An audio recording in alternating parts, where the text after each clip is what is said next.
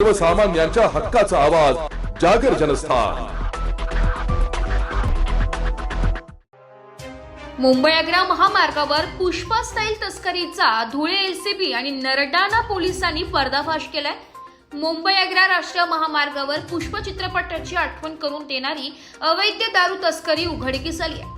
धुळे स्थानिक गुन्हे शाखा एलसीबी आणि नरडाणा पोलिसांच्या संयुक्त कारवाईत खाद्यतेलाच्या टँकर मधून गुजरातकडे नेत असलेली तब्बल 56 लाखाची दारू जप्त करण्यात आली आहे। कारवाई दरम्यान पोलिसांना धक्का बसलाय, कारण टँकरच्या आत 6 गुप्त कप्पे बनवून त्यामध्ये दारूचे बॉक्स काळजीपूर्वक लपवण्यात आले होते।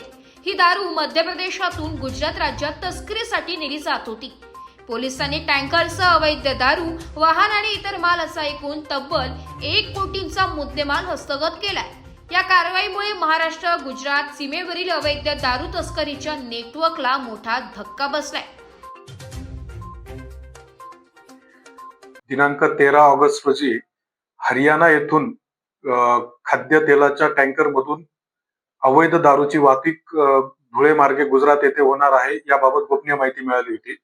त्या अनुषंगाने धुळे जिल्ह्याचे पोलीस अधीक्षक माननीय श्रीकांतजी देवरे सर व अपर पोलीस अधीक्षक अजय देवरे यांच्या मार्गदर्शनाखाली स्थानिक गुन्हे शाखा धुळेचे एक पथक व नरडाणा पोलीस स्टेशनचे एपीआय निलेश मोरे यांचे एक पथक असे दोघं पथकांनी नॅशनल हायवेवर नाकाबंदी करून सदर वाहन हे ताब्यात घेतले।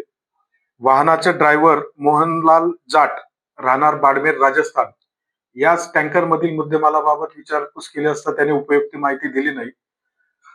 पंचांसमक्ष टँकरची पाहणी केली असता टँकर मध्ये एकूण अतिशय गोपनीयरित्या आतमध्ये 6 कप्पे तयार करण्यात आलेले होते। त्या 6 कप्प्यांपैकी 4 कप्प्यांमध्ये विदेशी दारूचे बॉक्स, त्यामध्ये ऑल सीझन रेअर कलेक्शनचे 295 box, Royal Challenge Premium Gold विस्कीचे 70 बॉक्स, रॉयल स्टॅग क्लासिक विस्कीचे 35 असे एकूण 400 बॉक्स अवैध दारू मिळून आलेली आहे। तिचे अंदाजे मार्केट व्हॅल्यू ही 56 लाखापर्यंत आहे। सदर टँकर हे गुजरात येथे कुठे चाललेले होते या अनुषंगाने नरडाणा पोलीस स्टेशन येथे गुन्हा दाखल करून पुढील तपास करण्याची तजवीज केलेली आहे। धन्यवाद। जागर जनस्थान करिता रूपक बिरारे, धुळे।